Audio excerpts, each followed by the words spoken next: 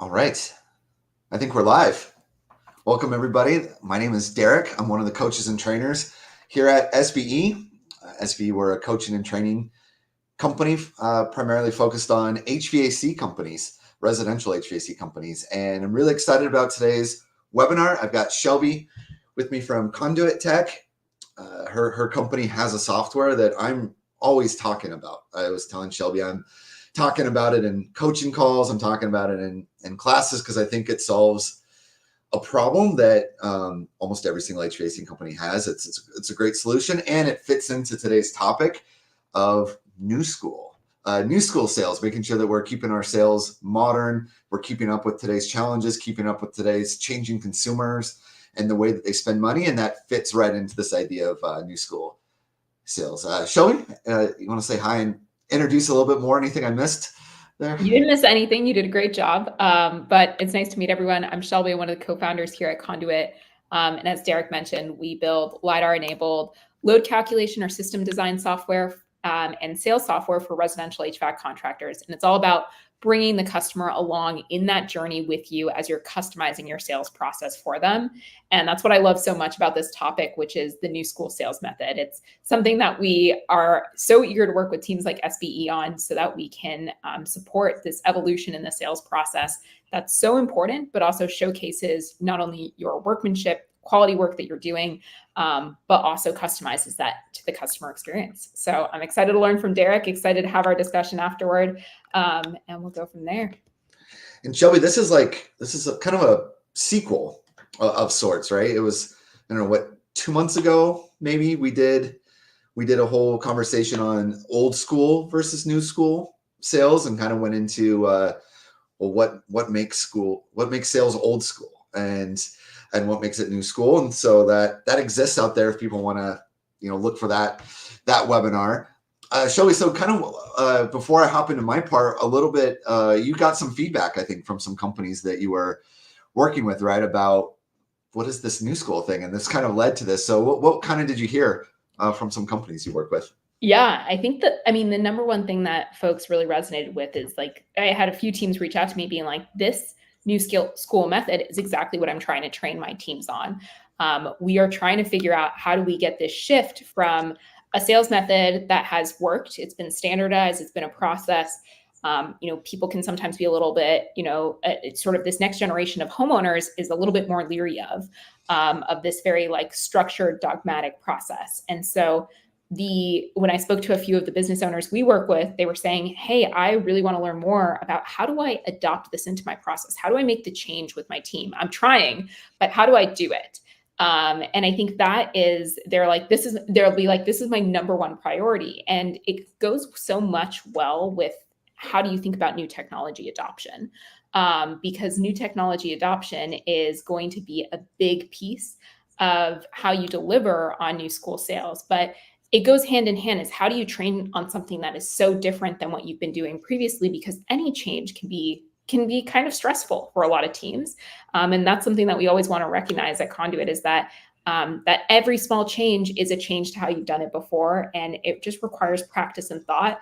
And I think that's where a lot of folks are looking for support on is how do I structure this change for my team? How do I think about adopting new processes? And then how do I think about making them successful and making them feel empowered all along the way? Yeah, that's so good. And I love this topic so much. So I was excited that we got together again to talk about it. And I'm gonna build off of that and basically give an example of, I'm gonna pull a piece of new school sales process and we'll dive into it a little bit. So I'm going to jump in here and just to recap. So old school versus new school. And this, yes, we are talking about HVAC sales specifically. That's Shelby, that's what your product and your software, works with. That's what we teach and train. But this is bigger than just one industry. This is just sales in general. This goes into whether you're selling cars or real estate or roofs or plumbing. There's an old school way to do it and a new school approach to have. And this idea of what is the old school, right? Interrupting. There's a lot of insincerity. It's because it's scripted. And so kind of like this idea that I have to be a character, put on my sales hat. It's time to play a sales character. it's about closing. It's all about, jumping for the close. By doing that, flushing out the objections, and then it's basically how skilled am I on overcoming objections like whack-a-mole game. That's how I sort of visualize old school sales. That it doesn't often work these days, and so that creates a lot of follow-up. I think that's one of the things that someone can kind of look at their sales team and sales organization, or even as a salesperson, and start to try to actually monitor how much time do we spend on follow-up. Is there a better way? We are spending more time on follow-up than maybe on the actual sales calls. That could, we don't know all the details, but that could lead to like an old school analysis is happening there that's creating all that follow-up. Instead, the new school, we want to qualify our leads, prep for a specific customer, get permission at each step of the way to collaborate with them, ask questions to uncover what the customer wants to solve when they want it, get permission. Don't just go for the close, get permission, and be different than everyone else. That in a nutshell is the new school method. One of the best sales books I have ever read is this book. There's a lot of good sales books out there. I could easily do like a top 5 or a top 10 list, but if I was really pressed to like recommend the one sales book that every salesperson should read, regardless of industry, I think it's this one. And I read this book for the first time maybe 10 years ago. And it was the first time I started to wrap my head around old school versus new school. And this changed everything for me as a salesperson when I read this book. And basically what the author did was he chronicles that shift from old school to new school. So he goes out and he spent like 3 weeks at a used car dealership, just watching, just observing. And then he went and spent 3 weeks at a CarMax. And then he noted like what he saw, why he saw. He followed a door-to-door salesman around for a few weeks, and then he went to like a Best Buy or something like that. And he just observed, and he kind of came up with what he thinks is the new school focus, which is honesty and service, understanding the customer's perspective, helping customers see their problems clearly, that any type of modern pitches need to be very short and they need to be extremely interactive. Shelby, that's one of the reasons why I love your software so much, because it's this. It can turn the pitch into this. Something really short and very interactive with the customer. It's all about improv skills, not scripts. He spends quite a bit of this book talking about, if you think of the difference between like an actor who's on like a movie versus an improv actor, where improv is not just 100% made up on the spot. There's actually rules and philosophies that they all follow that set each other up in an improv scene.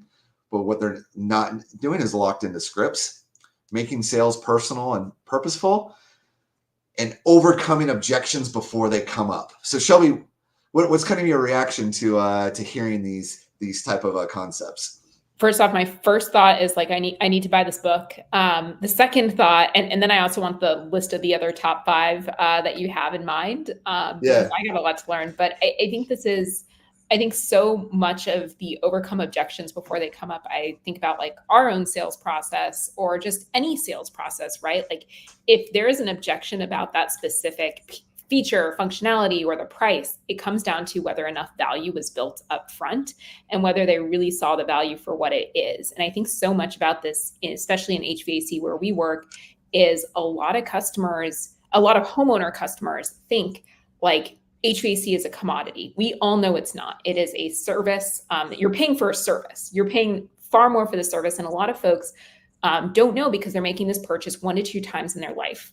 And they're not thinking about like why one HVAC shop might be different from another. And the same is true for a lot of other purchases they may make, but it leads you to be in a position where price is going to be the first thing and the only thing they have to object to because they don't know anything else.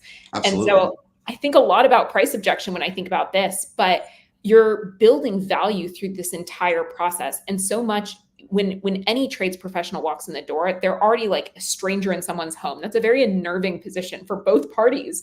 And so fundamental is trust. And I think that's like a very common theme that I'm seeing as I look at this list is like honesty and service. That builds trust. Understand the customer perspective. That builds trust. Helping customers see problems clearly. That builds trust. Yes. And that's what really resonates for me in this method, is that it's building trust and then also demonstrating quality at the same time before either of those become objections. Yeah, I love that. And I bolded overcome objections before they come up, because that's the piece that I'm going to kind of dive further in to give everyone kind of a sample of new school approach to sales training. And I also think I 100% agree with you about the trust. That's like the cornerstone of our sales class, we call the trusted advisor. Our service class, we call the trusted technician. But this part of what also builds trust is not being afraid to ask tough questions. That actually builds trust, and it differentiates you from everybody else. And so this piece of overcoming objections can be scary, because I think every salesperson kind of has their most feared objections. Like, man, every time they hit me with this one, I know I'm going to be in trouble. And it's having the courage to just bring it up first on your own and not being afraid of those things, because we can classify objections here. I think they fall into different buckets. Some are logistical. It's there could just be like, is that thing available at the time that I need it? For you, Shelby, a logistical objection could be, I don't have an iPad. Right? That would be a logistical objection, right? They could be timeline oriented. I want the install to go in tomorrow as the salesperson, and the homeowner is thinking about a different timeline. They're like, next week. Well, maybe at the end of the summer, and those are timeline oriented. It could just be the decision maker. The decision maker is not here. There's somebody else that we need to go and speak to, or wasn't included. They could be motivational. Like, I know I need to replace my system, but it's not necessarily a priority. They're not feeling like this burning inspiration and urgency to do it. And then, of course, financial. I've been involved in sales pretty much most of my career. This was something that I had to learn. But of all these 5, I think, if we were to rank which are the hard, rank them in order, the hardest ones to the easiest ones to overcome, I had to change my mind on this, because I think that those that fall in the financial are actually the easiest to overcome. It's where we have any semblance of control in it, because, well, maybe there's just a different, if we're doing HVAC sales, well, maybe we could just move them to a different type of system. Maybe we could not include something, that lowers the price. Maybe there's a way to go to payment options. There's ways to address it. But if you're at the end of a sales pitch and someone says, okay, this is great, but I need to talk to my partner. Shelby, I don't know about your experience with doing sales, but what can you possibly say in that moment that's going to overcome that? Nothing, right? Like, nothing. First off, if you learn that earlier, you can figure out what do they need, so that you can make sure that that when they have that conversation with the partner, or that you're voice calling the customer, the partner into that conversation, or you're documenting in a different way, so that you're capturing, like, you're already too late if that's coming up, like, right when you're showing the quote. Like, great, I need to talk to my husband. Great strategy on the customer's perspective to be able to, like, have an out on that conversation if they want to. But I think that it's, you can't say, well, you should really make this decision without your partner, because at that point you destroy any trust you built. Yeah, you're not trusted. So the first 4, logistical, timeline, decision maker, motivational, if these are objection categories that are coming up at the end, this is resulting in follow-up. Right? This is where all of our follow-up. So these 4 I for sure need to go first on. And I need to bring those up way early in the process. Financial, because that is the one that there are options to deal with, it is okay if that one is the one that comes up at the end, especially if I know that it's not actually a 1 through 4 that's just coming across as a 5, or they're kind of being mixed. If I know that I've satisfied anything from 1 through 4, then we could just have a financial conversation at the end. So conversations versus objections. Not every question is really an objection.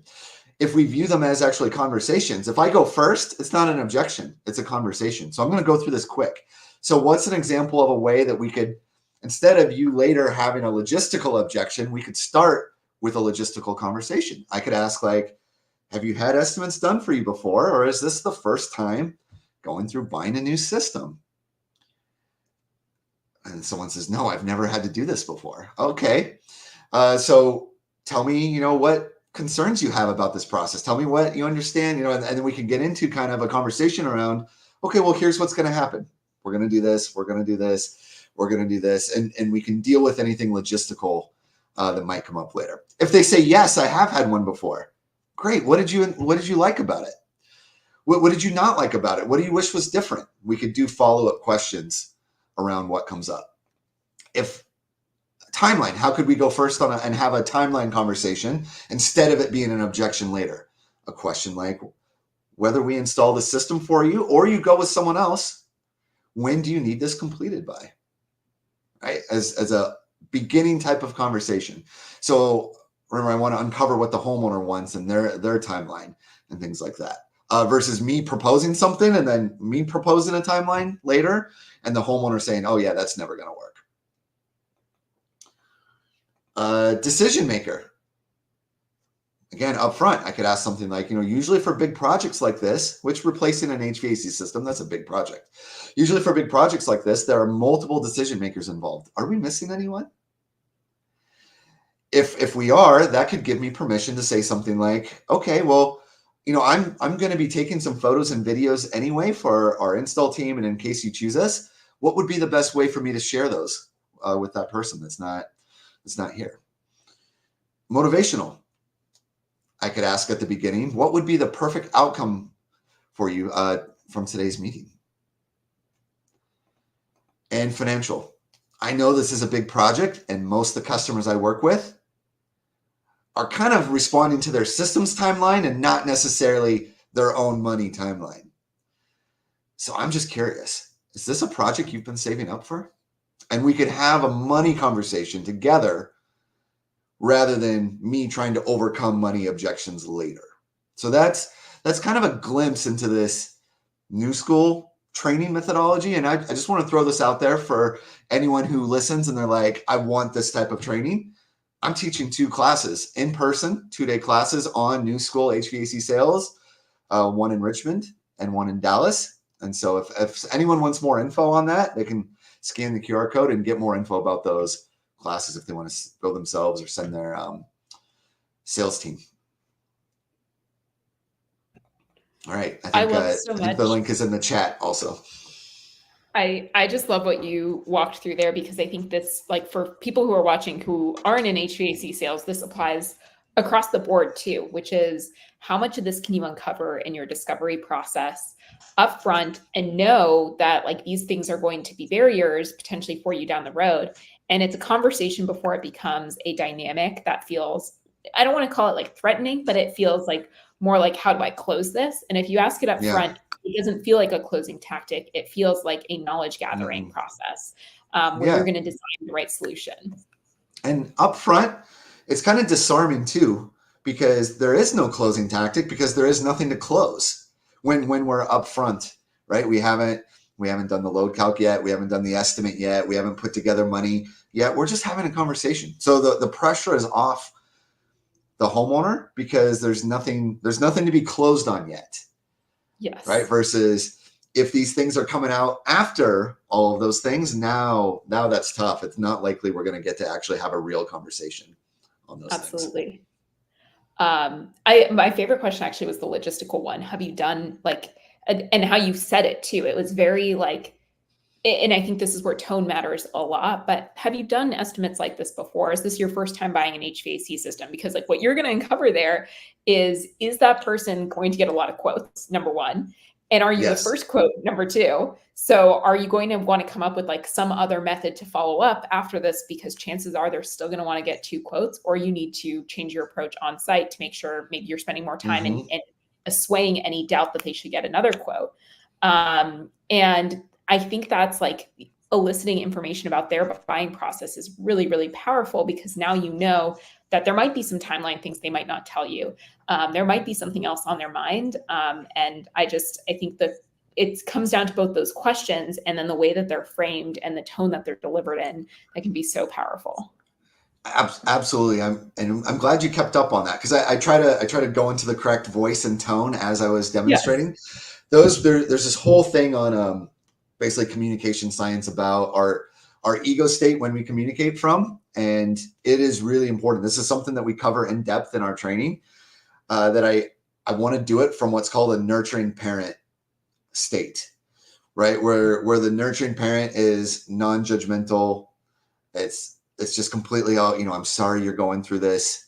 I know that this is painful. No one wants to have to replace their system. I don't take any pleasure, in this. I am just here to support you and to do whatever you need from me to make this as smooth and as easy as possible for you. It needs to come from that state. I could ask those same questions from a critical parent ego state, which again is, how many quotes have you been getting, which gives off more like, what are you doing, homeowner? Like, what, and then there's like judgment in there, and there's a whole host of other things that connotates. Yeah. So I'm glad you picked up on that it needs to be that supporting, nurturing place.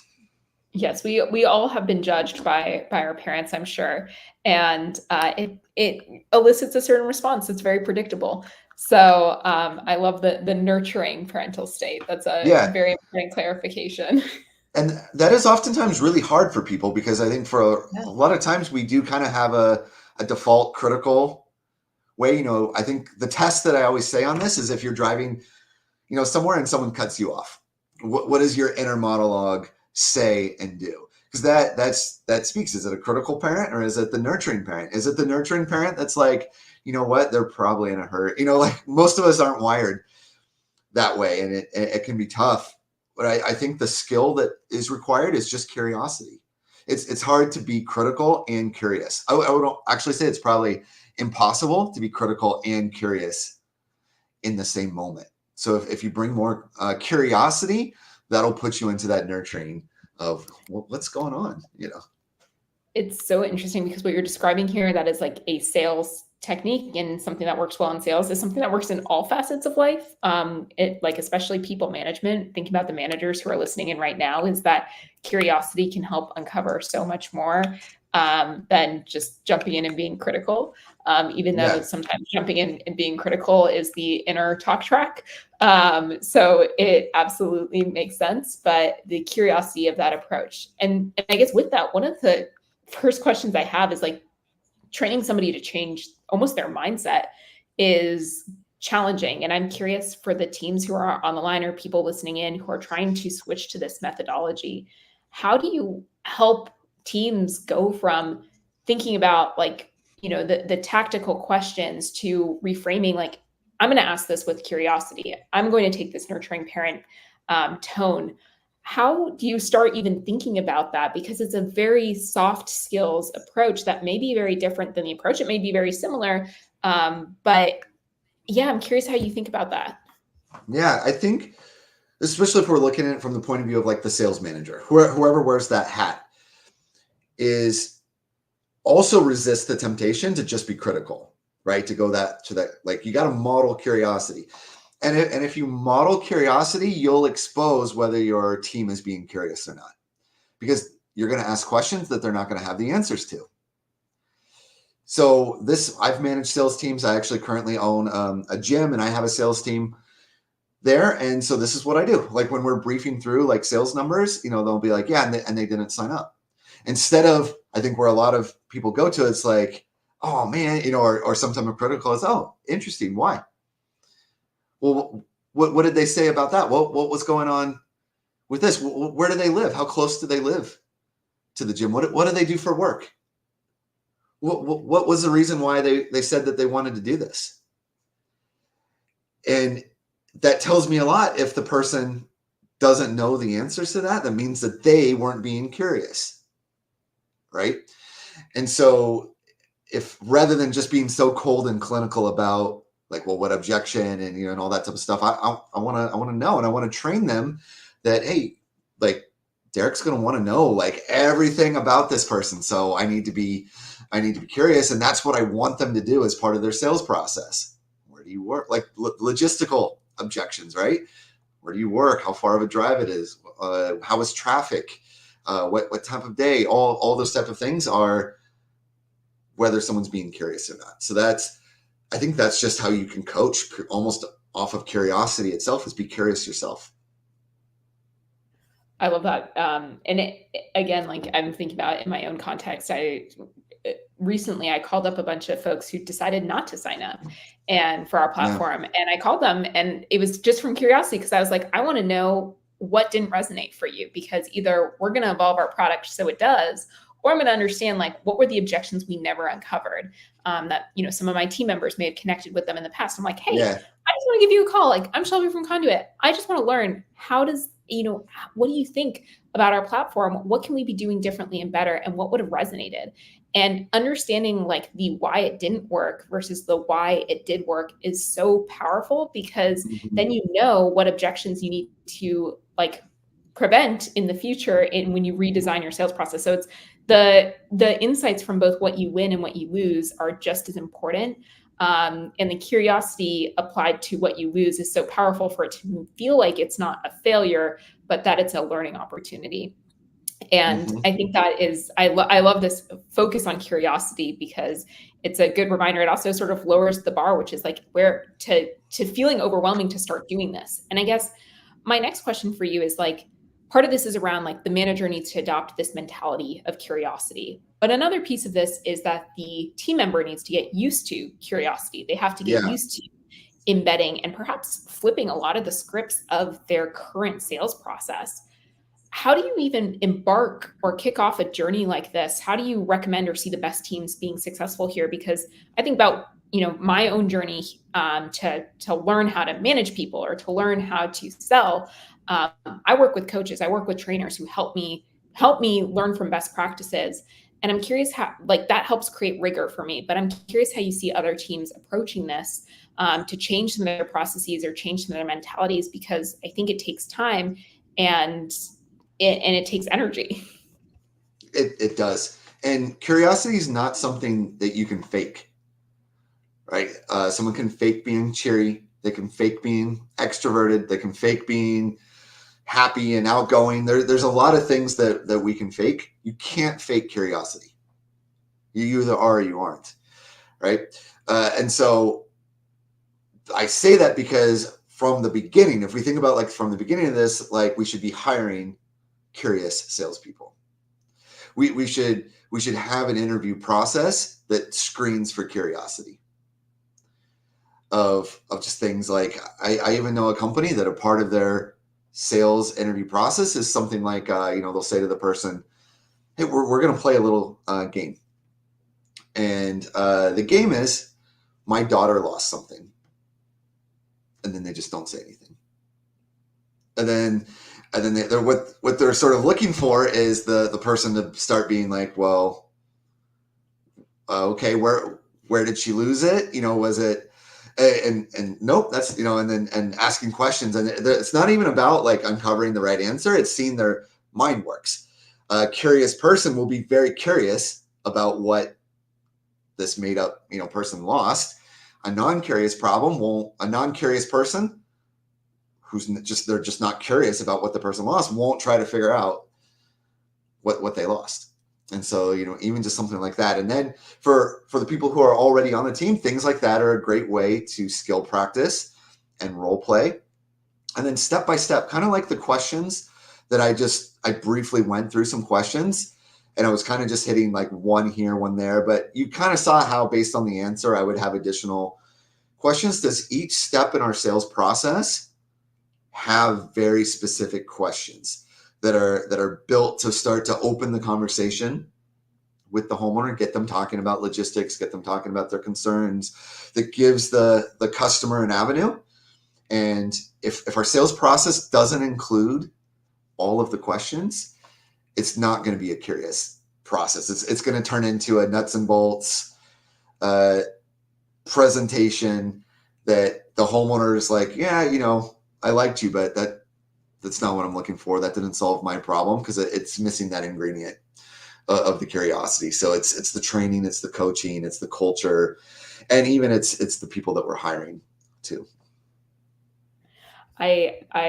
Yeah, it starts, I love how it's at every level, right? It's the manager, it's the starting place of the core competencies of that individual. I was just thinking about in that interview process, think about I was once doing consulting interviews, and one of the questions that they'd ask you is like, how many hamburgers per year are eaten in like, oh, like St. Louis, Missouri? And that would be the question. And then it's like, okay, now how do you break this down? It Mhm. was also a mental math test, which I don't miss. Yeah, that one sounds But I tough. yeah, lots of stuff. But I think it's to your point around like curiosity, it's like, where do you go from here? And then what prompts do you start off with? Then what sub prompts do you develop from there? And then Yeah, like, how do you customize each time? And I think this is actually one of the coolest parts to me about sales is it's not, I think part of this is like a mental reframing. It's not so much about like, oh, I need to convince you to buy my product. It's I need to find what your challenges are and what really matters to you and see if this could be a good fit. And see if I can give you the right option. And in HVAC, the good news is most of the time when they're calling you, they have something that's broken and they need yeah, something fixed. But it's about uncovering everything else about what they need fixed that helps you tailor and customize from there. And I think curiosity helps frame that. And I think this is like just an opportunity where there's so much technology that can actually help create some of the bounds.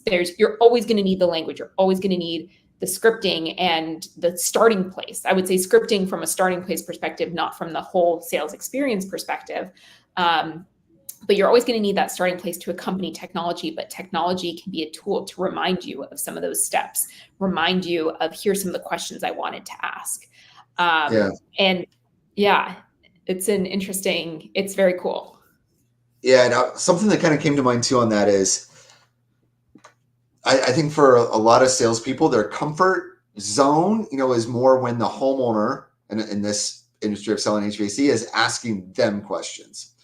Of like, and it turns into this Q&A thing back and forth of the customers asking questions, and then that's great because we know our product, we love to talk about our product, we love to talk about all the things, and it feels to us in that moment like this is going really well, right? They're interested, they're asking questions, but there's I think a lot of times though there's a shock that flow doesn't usually result in a sale. It usually results in homeowners like, man, you've been so helpful. You've given me so much info. You're the most knowledgeable salesperson that I've talked to yet. But, right, and there's some type of but there.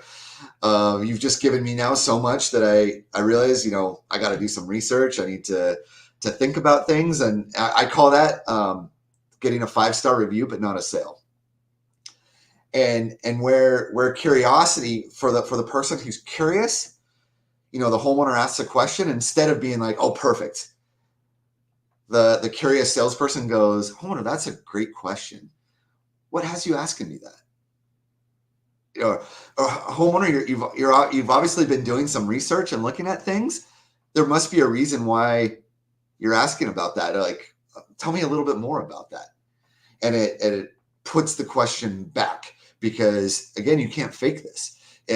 You're legitimately curious why they would ask you that question, rather than just answer. That usually doesn't end in a sale. Yeah, because what you're getting at is what is their motivation? Why do they care about, like they're asking you about a mini split system. Okay, did you hear about this from, like what got you interested in a mini split? Oh, what got me interested was that I saw it in my friend's home and it Exactly. was really comfortable. And that opens up a question of like, oh, that's really great to hear. Are there any rooms you've noticed that are uncomfortable in your home that you'd love for me to take Mhm. another look at? Great. You find a window unit. Ding, ding, ding. You have identified a real comfort problem for that homeowner that you can now tailor to in your solutions and talk them through.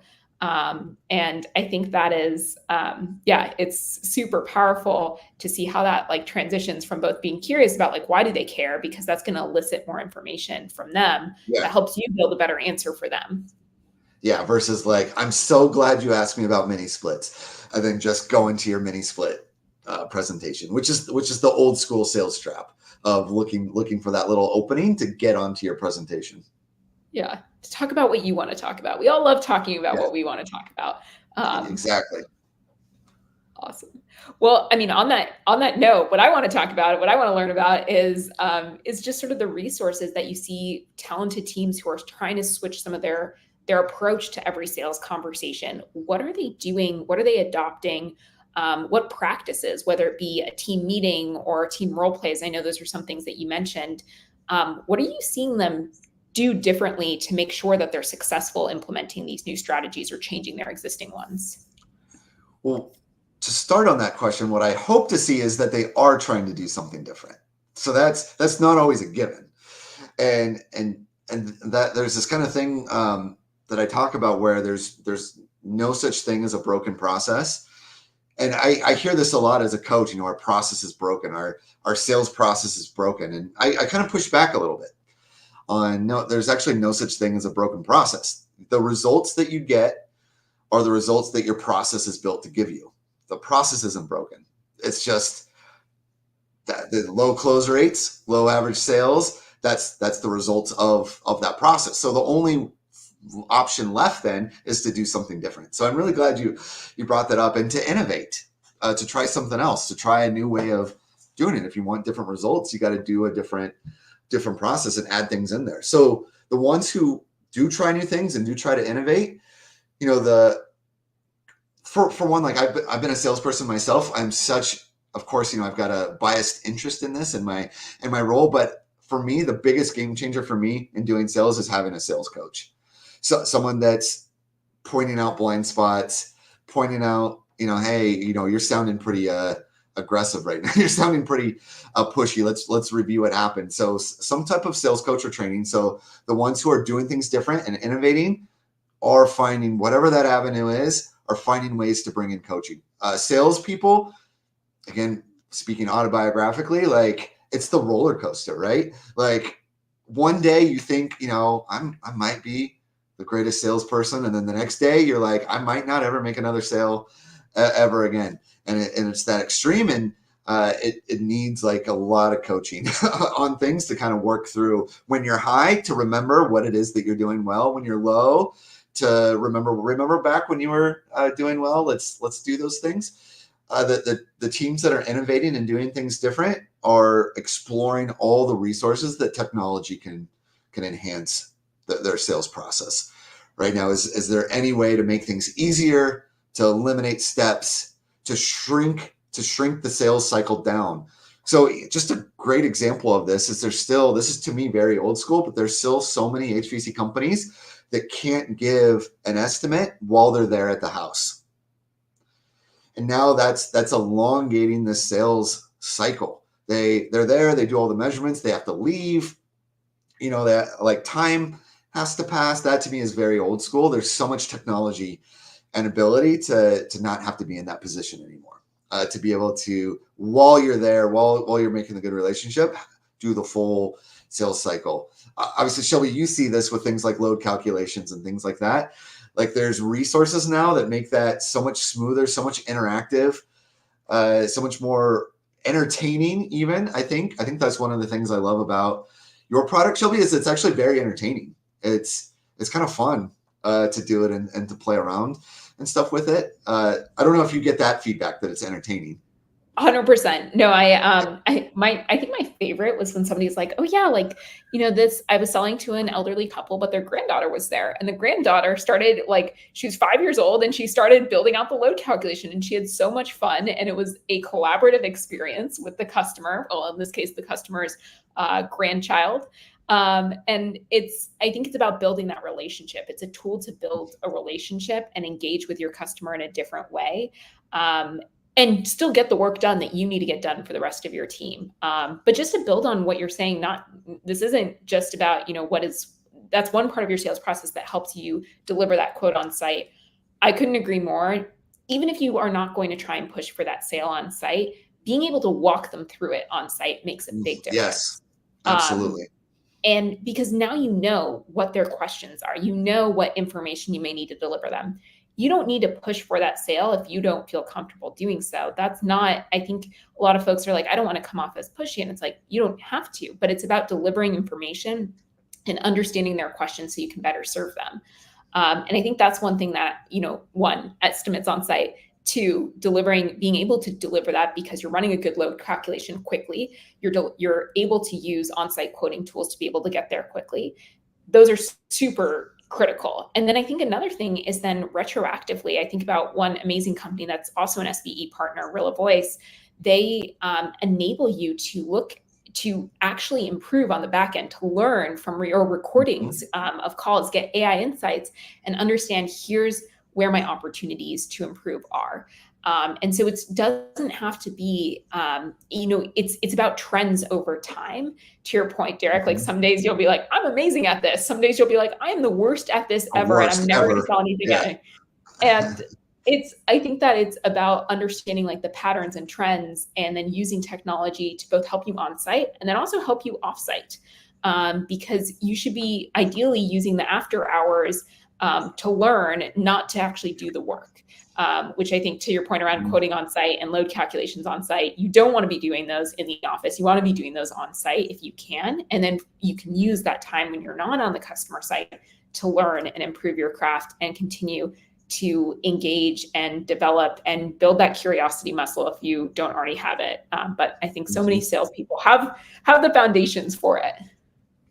Yeah, it's all those things like just enhance, because really if a homeowner is, let's say they're getting 3 quotes, and if everything about the experience of all 3 was exactly the same, they got asked the same questions, the person kind of pointed out the same things, the whole deal was the same. How is a homeowner, like, there's some empathy here. Put ourselves into the position of the homeowner. This is a very scary purchase. This is a very expensive purchase. They don't want to be doing this. Now they just had 3 people basically do the exact same routine to them. How does the homeowner make a choice? In that scenario, they will probably, all things being the same, they will probably just default to the lowest price. Because why wouldn't you? If you feel like, Shelby, you and I earlier were talking about like value proposition and all that. If you feel like it's all the same thing, sure, choose the lowest price. But if someone comes in and asks completely different questions, doesn't even present, just is curious, and then essentially hands you something that was based on everything that you said, and even pointed out, you know what, I left this out because you said this, and all these type of things, and does a the 3D image of the house, and I don't even just does a load calc. That's not even a given that everyone's doing load calcs. Now you basically have, well, there was this one, and then there were all the other ones, and it's a whole different decision now for the homeowner. I couldn't agree more. On that note, one of the questions I have for you is just, so you start implementing these processes, you start making these changes, you're working with a coach to help create some more rigor around that process, have a resource to role play and redefine your metrics. How are you thinking about or coaching your managers or working with managers to help them think through if the metrics should be any different to measure the efficacy of these new sales processes? Imagine you're still tracking like sales conversion, and you're still tracking average ticket size, and you're probably still tracking customer satisfaction. But are there things that you find that managers or team members should be paying attention to more when they're adopting this new method? Yeah, kind of alluding a little bit to what I was talking before, but the time that it takes to do a sale is something that I'm always very curious with. If like, is it this, how often are we converting there on that visit versus the next day versus a week later versus 6 months later? And we need to know like what our sales cycle is. So the sales cycle is typically from the moment of, the customer getting the estimate, how long does it take for the sale to close? So that's a really, really important metric, because I think like there should always be work being done to optimize your sales cycle. Because that's so telling to me. If the homeowner needs this is the product they need. If we're having these extended period, what are we doing wrong? What is the homeowner missing from us? So, and that even allows you to do like some follow-up type of things of, essentially asking them why they had to wait to make their decision. So that's a big one. And then, like, as you mentioned, like close rates and average sales, those are always important. But to me, those don't tell the full story of what's going on. They're kind of a slice. So that sales cycle thing and optimizing it. 2, we want to track how many referrals do our customers give us, because that also there's this kind of thing around like a grudge purchase of like, okay, I bought from you, but I'm not happy about it. And that's not a happy thing, either. And so one of the biggest ways to kind of know if we're doing a really good job is the number of referrals that we get of people coming to us and they're like, hey, you did it for my friend, you did it for my neighbor, and they just thought you were great. They took care of them. And so a lot of companies don't track that. They know that it happens, but they're not actually tracking and looking at that. And when they notice like, hey, we're not getting any referrals, it doesn't raise a red flag for them because they're not paying attention to it. I love that. And I think there's nothing that makes me more proud than when like a customer refers another potential customer to us. And I imagine the same is true for anyone really. It's somebody was so happy with the level of service that we delivered to them initially that they wanted to share it.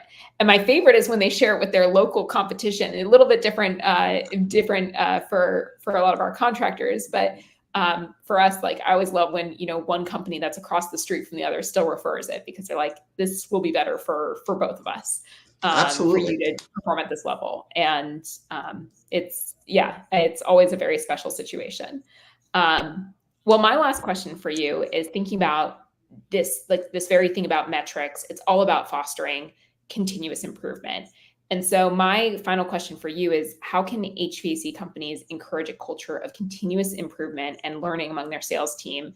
And what systems or rewards or incentives or just encouragement that you find really helpful to do that? Because it is a change and every change is meaningful and it requires investment.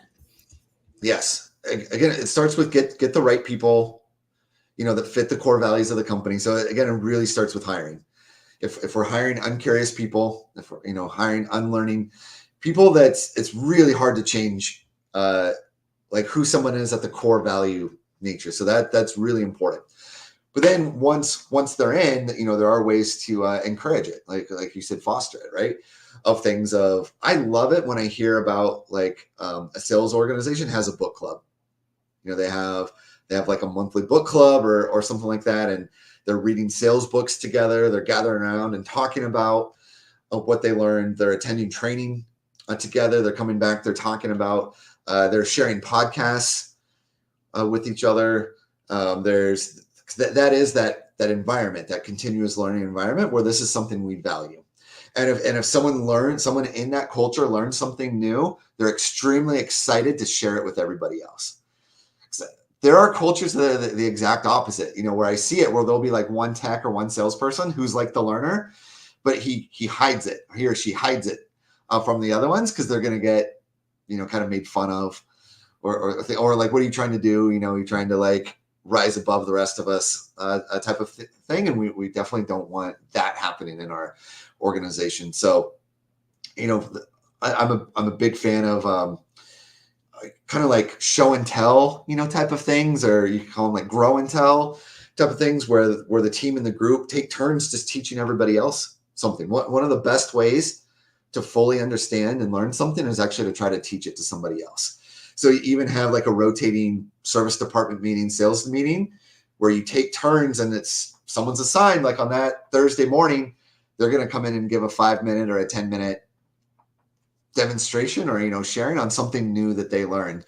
Now you just multiplied it. One person learned it. Now 10 people or 5 people learned it. And that like exponentially increases the learning of if we learn things and we bring something back to the team. I love that because it's another way of fostering curiosity, is celebrating that curiosity too. It comes full circle. That's amazing. Well, those were all my questions for you, Derek. I mean, they weren't, but they are the ones that I can fit into this time period. And I have so many more, but I know that I personally want to sign up for that training that you shared that QR code and that link for, because there's a lot to learn. And I think, frankly, coaches like the ones at SBE know how to get people up to speed and feel confident in their sales process and continue to foster that curiosity. We just love working with the teams that we do, who are SBE teams, because they're committed to that continuous evolution and that continuous improvement. And that is a mentality that's set at every single level at the organization. And Shelby, I've got a question for you. So if someone is now curious, that was the kind of like the word of the webinar about the software application that you have for doing those load calcs and the imagery, well, like what should they do? How could they learn more about it? They should visit us. If they're an SBE partner, they should find us on the SBE partner page so they can get a rebate. But if they are anyone else who is out there listening and watching today, you can find us at getconduit.com. And you can book a demo and a conversation with us directly, because we love learning about your businesses. Similar to what we talked about today, we're going to tell you if we're going to be a good fit for you or not. And we would love to learn more about your business, because we are constantly curious and we're constantly improving too. So yeah, find us at Get Conduit, and feel free to reach out to me directly as well at shelby@getconduit.com. Yeah. If someone's listening to this and they're running estimates for new HVAC systems, I strongly, strongly encourage them to at least demo your software and know what's out there, and know what they might potentially be competing with other people who are coming in and using it. Yeah. Absolutely. All right, Shelby. Well, this was fun. Thank you. Thank you.